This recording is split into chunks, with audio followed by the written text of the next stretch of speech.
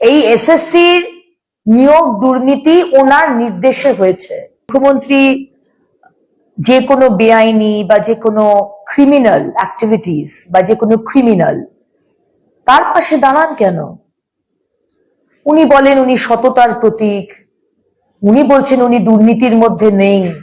আমরা জানি এই এসএসসির নিয়োগ দুর্নীতি ওনার নির্দেশে হয়েছে। ওনার দলের সুপ্রিমো পার্থ চট্টোপাধ্যায় জেলাতে এজেন্ট ফিক্স করে কারা কারা চাকরি বিক্রি করবে, ঘুষ দেবে, চাকরি কিনবে, তাদের টাকা পুলিশের গাড়িতে করে কলকাতায় আসতো, শান্তিনিকেতন এবং কালীঘাটে। মমতা ব্যানার্জি জানতেন না?